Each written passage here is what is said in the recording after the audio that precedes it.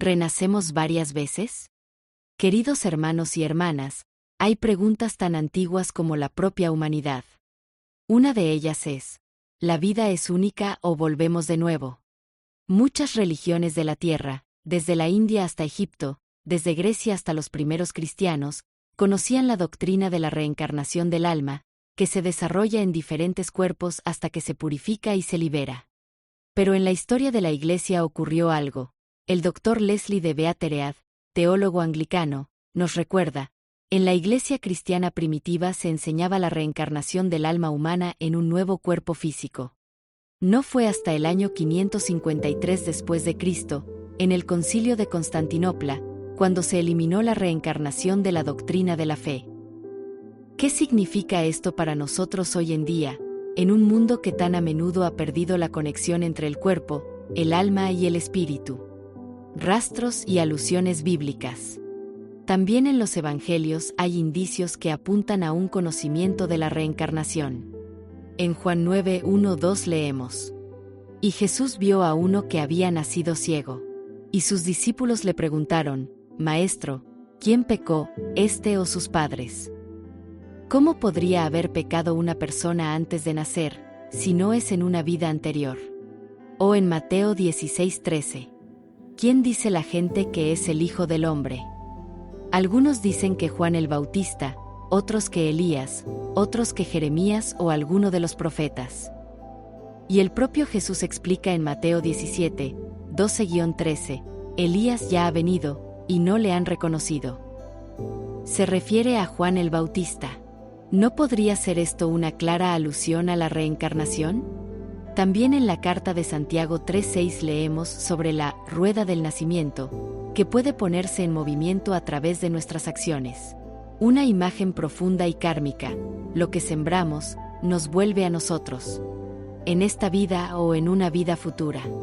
Escritos apócrifos y testimonios olvidados.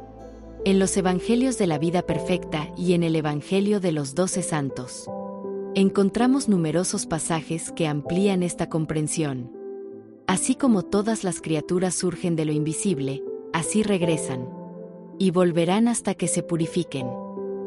Oh, bienaventurados los que pasan por muchas experiencias, porque se perfeccionarán a través del sufrimiento.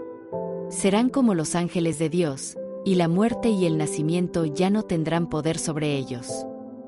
Aquí Jesús habla de una maduración espiritual que pasa por muchas experiencias, hasta que el alma finalmente supera el ciclo del nacimiento y la muerte. El camino del crecimiento. La historia del ciego que recuperó la vista también transmite este mensaje. ¿Cómo puedes saberlo todo?, pregunta Jesús. Ni siquiera puedes recordar los acontecimientos de tus vidas anteriores. Con ello, Jesús recuerda a las personas la humildad, y al mismo tiempo, que nuestra alma es más antigua que nuestro cuerpo. La reencarnación no es, por tanto, una creencia esotérica especial, sino una expresión de la pedagogía divina, la vida como una escuela en la que crecemos, aprendemos, amamos y perdonamos. Y cuando caemos, podemos volver a levantarnos. Cuando fracasamos, podemos volver a empezar. Eso es la gracia en movimiento. La llamada a la responsabilidad. En el capítulo 65,8 del Evangelio de los 12 Santos se dice: No lo pospongáis de un día para otro, de un ciclo a otro, creyendo que lo conseguiréis más tarde, porque no sabéis cuándo se completará el número de almas perfectas. En otras palabras, aprovecha esta vida, ahora.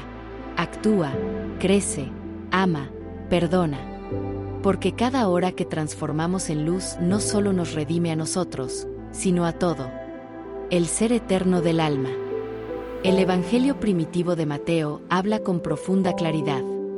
El alma no es de origen terrenal, sino de ser eterno. No conoce la muerte. El cuerpo se desintegra, pero el espíritu, el alma y la vida perduran. Lo que es el alma, el espíritu y la vida de cada uno es igual a mí, el ser eterno. Vivo desde el principio por la fuerza vital de Dios. Y nunca puede caer presa de una muerte destructiva. Este es el alegre mensaje de la reencarnación, Somos seres eternos en un envoltorio efímero. Recorremos la tierra para aprender, hasta que hemos reconocido tanto la luz que hay en nosotros, que nos convertimos en luz. Y entonces ocurre algo maravilloso. Aquí hay otro ejemplo de que los escritos apócrifos son un valioso tesoro para comprender mejor el valioso mensaje de la Biblia. Pedid, y se os dará, dice Lucas 11:9. Muchos de nosotros lo hemos intentado. Hemos rezado, esperado, pedido, y, sin embargo, parecía que no pasaba nada. Nos preguntamos, ¿no funcionan las promesas de la Biblia?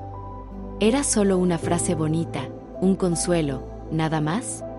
Pero la verdad es más profunda. Con el paso del tiempo se ha omitido una frase subordinada decisiva. En el Evangelio de la Vida Perfecta se dice textualmente: porque si comprendéis, sentís y cumplís los mandamientos, entonces se os dará todo lo que deseáis de vuestro Padre Celestial y de vuestra Madre en la tierra. Aquí queda claro: pedir no es suficiente. Solo cuando el corazón, la mente y las acciones están en armonía. Cuando vivimos los mandamientos de Dios, y no solo los conocemos, se abre el flujo de las bendiciones. La oración no es un pedido mágico, sino un camino de formación interior. Del deseo a la comprensión, de la comprensión a la acción, de la acción a la unidad con el orden divino. Solo entonces se nos dará.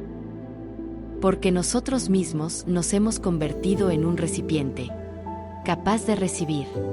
Una reflexión final. Cuando comprendemos que cada acción, cada palabra, cada pensamiento forma parte de un ciclo mayor, la responsabilidad se convierte en alegría. Y cada encuentro en una oportunidad para sembrar amor. Cosecho lo que siembro. Lo que digo o hago recae sobre mí, tarde o temprano, en esta vida o en otra. Así, la doctrina de la reencarnación no nos lleva al miedo, sino a la libertad y la conciencia. Somos co-creadores en el camino hacia el origen divino. Gracias.